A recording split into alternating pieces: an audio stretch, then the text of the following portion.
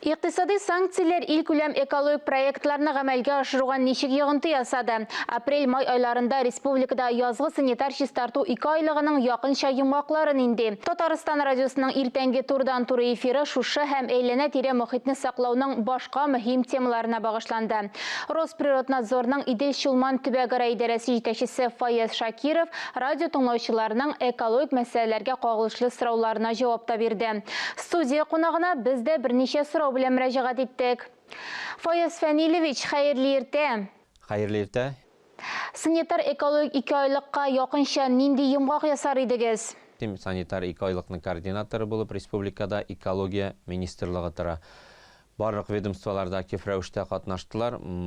Административ закон бузу очраклары да билгеле булды инде. Бүгенге вазгыятькә карап инде без административ җаваплылыкка тартмыйбыз, ләкин һәр закон бузу очрагында тиешле срокларда инде. Иң беренче срок инде бу безнең республика күләмендә 9 май иде. 9 майга хәтле һәр закон бузу очрагы юкка чыгарылырга тиеш, территориялар тәртипкә салынырга тиеш.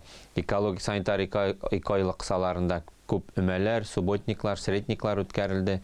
Монда инде безнең идарәдә актив рәвештә катнашты. Бу Сад памяти, чиста урманнар акциясы менә Урман хуҗалыгы министрлыгы тарафыннан үткәрелде. Инде без анда безнең идарә ел сайын актив рәвештә катнашып килә. Менә узган атнада гына безнең идарә белән башкарма комитеты, Казан шәһәрен башкарма комитеты белән һәм шулай Сбербанк белән берлектә инде без Казан су елгасы буенда да өмә үткәрдек. Казан су елгасына балыклар җибәрдек. Ил күләм проектларны гамәлгә ашыруга икътисади санкциялар йогынты ясамадымы? Программаларга әлегә зыяны юк. Бөтен программалар республика күләмендә үтәлеп килә. Ләкин инде менә бүгенге көндә безнең күзәтчелек органнарында, башкарма комитетларында, министрлык ведомстволарында гомумән хөкүмәтнең бурычы менә шушы безнең сәнәгать предприятияларын экономикасын ныгыту. Шуңа күрә инде 10 мартта Россия хөкүмәтенең 336 карары кабул ителде. Монда инде закон бузу очраклары булганда, әйләнә-тирә мөхиткә зыян килмәгәндә инде административ җаваплылыкка тарту тыела. Без инде әлбәттә моны хуплыйбыз. Анда бит инде кайбер предприятие ниндидер кагазын тапшырмаган, отчетын тапшырмаган булса инде монда инде әлбәттә административ җаваплылыкка тартылмый.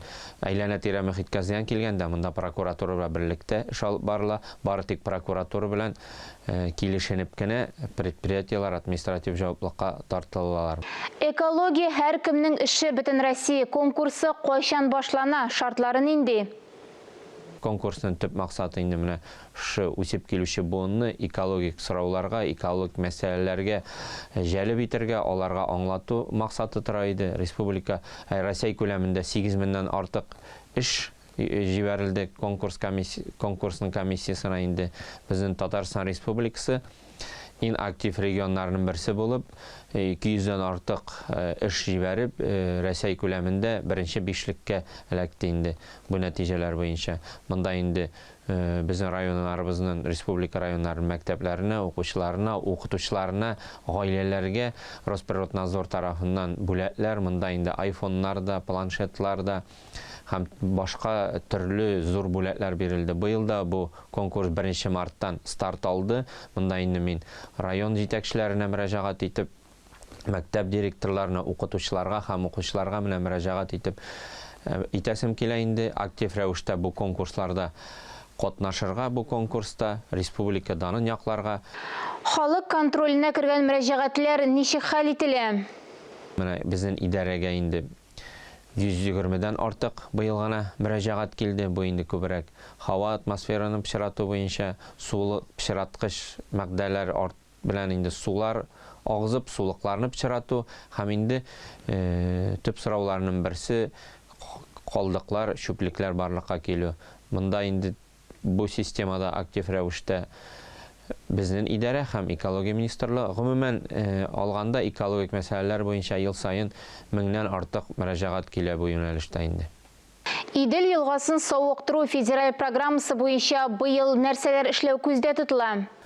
Ул инде безнең экология ил күләм проекцияларында башкарыла. Монда Татарстан Республикасы иң актив регионнарның берсе буларак чистарту кырмаларын реконструкциялау, эшләренә шулай ук чистарту корылмаларын реконструкциялау буенча күп проектлар республика тарафыннан тәкъдим ителде. Аның инде күпмеседер инде үтәлде. Мисал өчен инде иң зур проектларын берсе Казан шәһәрен чистарту корылмаларын реконструкциялау, шулай безнең Зәй районында, Минзәлә районында һәм башка районнарда да, Питрәч районында чистарту корылмалары реконструкция үткәрелде яки яңалары төзелде инде.